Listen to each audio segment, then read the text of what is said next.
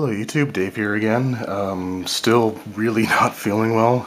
In fact, I'm actually feeling worse today than I was on Monday when I started recording videos.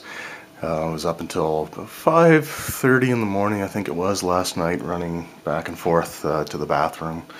So it hasn't been great, but on the bright side, checked the mail this afternoon and there was a package here for me, and I know what this is and I know who it's from. So this was sent to me by the channel RollStats, and I mentioned them in a recommendation video earlier, and he did get over 100 subs pretty quickly.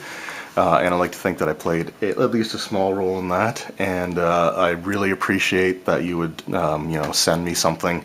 It really means the world to me, and you are absolutely under no obligation to have ever done that. So it means absolutely everything to me that you would take your time and your money to send something to me. So what we're going to do is we're just going to open this up and have a look and see what's in there. Like I said, I know what the contents are, and just make sure there's nothing else. Okay. Alright, so what we have is a copy of the Ranger spellbook cards. So this is really awesome because the Ranger is my favorite class, and there's a sticker on there. I just want to make sure there's nothing on there that was I'll have to deal with that perhaps a bit later, but so the Ranger class is my favorite class in Dungeons & Dragons, and it's not that it's the most powerful class. I just always really like the concept of it, and I just want to see if I can get this to peel off here so I can get the details. But again, this is just a really incredible thing that, like I said, it's not why I promoted the channel. I genuinely think that he has a fantastic channel, and so glad that it does mean so much that he would send this to me. Right, there we go. Alright, so we got the sticker off. Perfect. So this the Ranger spellbook cards, like I said, my absolute favorite class. So this contains 46 durable laminated cards, all for Ranger spells from levels 1 to 5, and so it's a perfect reference tool for spellcasters. So this is really awesome. I know I said that I wasn't going to do any more of these like card unboxings, just because they do get a bit samey after a while. But where this was sent to me, I definitely want to do what I can to show my appreciation here. And it's being really difficult to get open, so there we go. And wow, these are even still sealed, like they're actually unopened. He said he did have a second copy of the Ranger spells, but I assumed that I would have been perfectly okay if he would have sent me an already opened copy. But this was a brand new sealed copy, so that's really cool. So we just have the Ranger symbol on the back there. You got like the two swords with the bear paw print. And the color is kind of a brownish color, which I guess makes sense because they are in a wilderness-based class. And there's only so many colors that they can make these things, but these look really cool. So I'll just go over, see what we got here, if I can.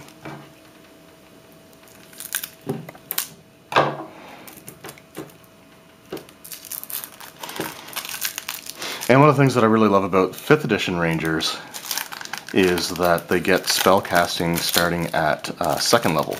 So before, in Dungeons & Dragons, like Advanced Dungeons & Dragons 1st and 2nd edition, and in 3rd edition, I think Rangers and Paladins both had to be, I think it was, I want to say it was either 7th or 9th level, and I think in AD&D, and I might be wrong, but I think in AD&D you had to be 9th level before you started gaining spellcasting. And in 3rd edition, I think they changed it so that you can get it at 7th, but now you actually get your ranger spells at 2nd level of ranger, making it a little bit more useful than, you know, being a 7th level character, being able to cast, you know, Cure Light Wounds once a day kind of idea.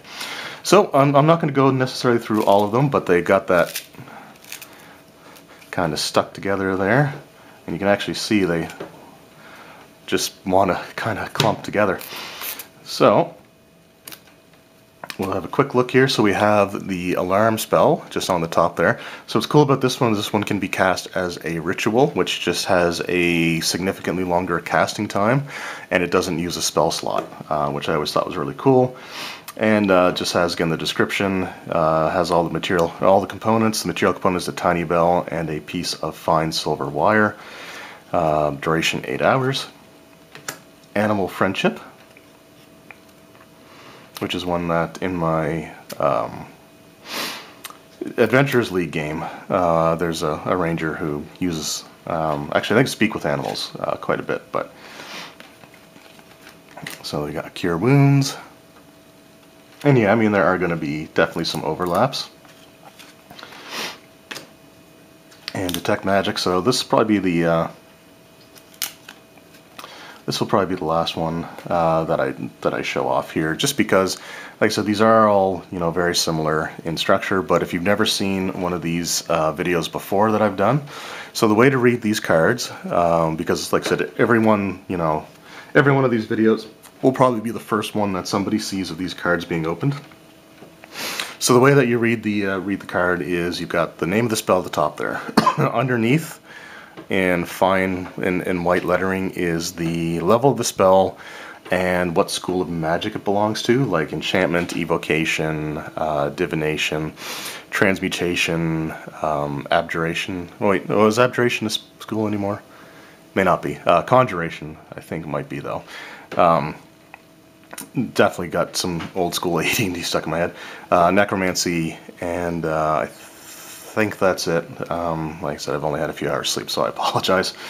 But so you got the School of Magic, and again, if it's a ritual, and like I said, I think for a ritual the casting time turns into 10 minutes, and I think you still have to have the material components, but it doesn't burn a spell slot. So if you have something that you can use as a ritual, then you can do it as long as you're not under, like, you know, if you can't do it in like a combat situation. So here we have what the casting time is. So there's one action, or there is a bonus action, which I don't know if any of these. Yep. So there we got one that's a bonus action. And there are some spells that would have a casting time, which is a one reaction. And so a bonus action means that you can do something else on your turn, but you can't. Wow, those cards really like stick together. The bonus action, you can do it and still like make an attack or do something else, but you can't cast a spell as a bonus action and then cast another spell as your regular action, unless it's a cantrip. I think that's the only exception. So the cantrips are spells that you can do an unlimited number of times per day, but I don't think, well, rangers don't get them. So it's like the clerics, druids, I think bards get them as well. All the spellcasting classes essentially, except for the paladin and the ranger. Oh no, abjuration is still a... Look at that. Abjuration is still a school, so I'm not completely out of touch with 5th edition at this point. So just wanted to see if I could find one that's a reaction. Reactions, you get one per round, and they're usually done in response to something happening. So the most iconic or easiest to remember reactionary spell would be Featherfall. So with Featherfall, if you're falling, you can cast it using your reaction, and it slows your rate of descent, so that you just, you know, fall gently to the ground, sort of idea.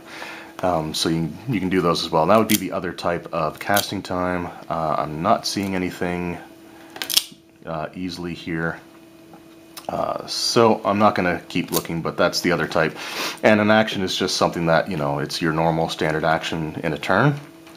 you just, you can still move and use a bonus action, but, most of these spells require a normal action.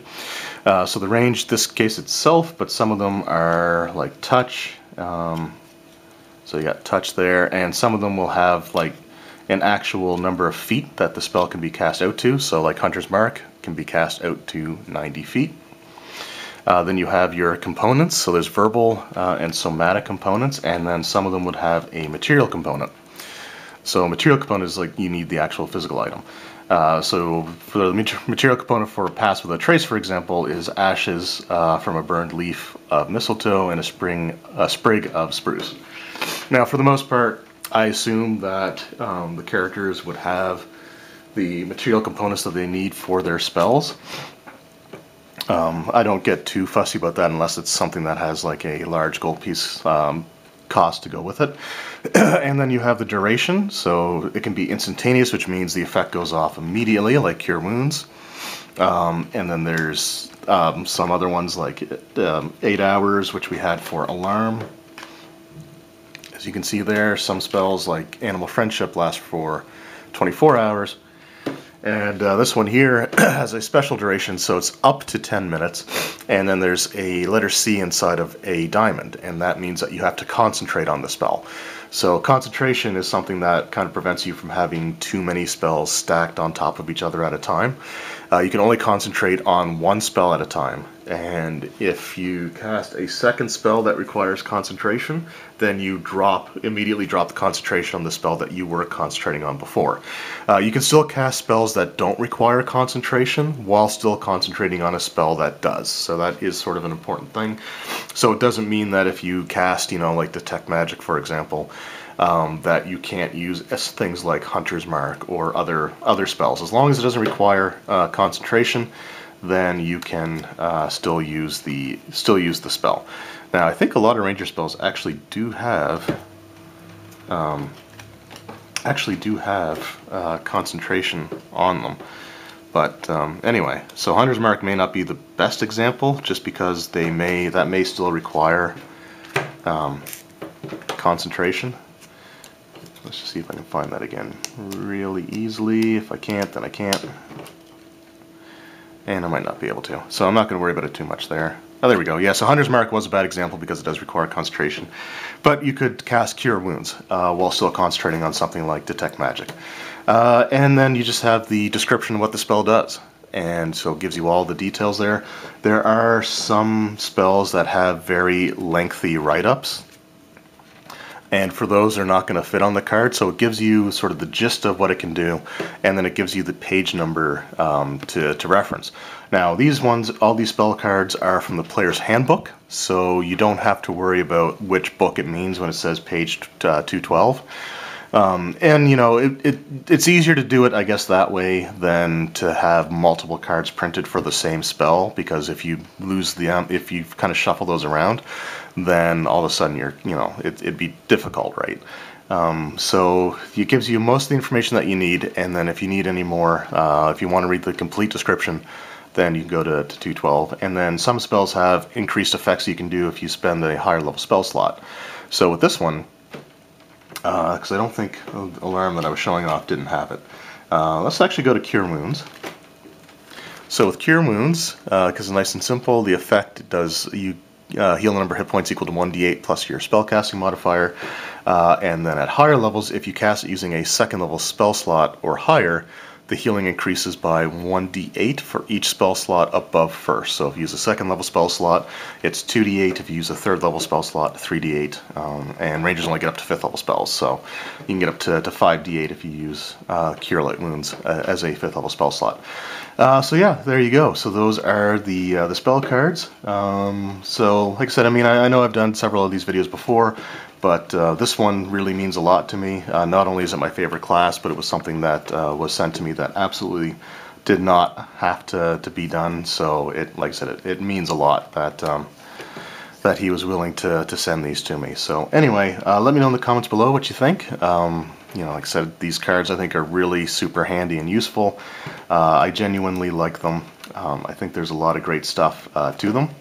And there's only, I think, 3 sets that I'm missing now.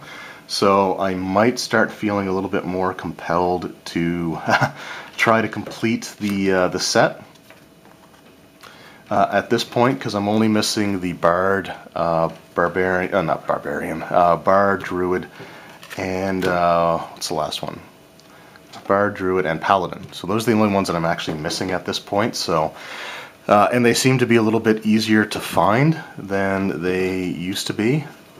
And these are all messed up right now. I'll fix that later. But anyway, so yeah, I might at this point see if I can try to complete the whole set. And if I do, I'll just kind of show the like the boxes themselves. Probably won't do any more openings. But this one, like I said, is a really great deck. And like I said, it's my favorite class, and it means a lot to me because this was sent to me by another YouTuber when he absolutely didn't have to do that. So the fact that he was willing to spend his own money on me to get this sent out just means a lot. So if you haven't checked out the channel yet, I'll leave a link to it in the description below. The channel's name is RollStats. And there's a lot of really cool stuff on there, and it's one of those channels that I see a lot of potential in, and I'm one of my hope is that it surpasses me as quickly as possible, because I think it's genuinely a better channel than mine. So anyway, check it out if you haven't. Thank you very much once again. This means a lot to me, and I hope you guys enjoyed watching this video. Thank you again very much for everything and all your support, and I'll see you next time.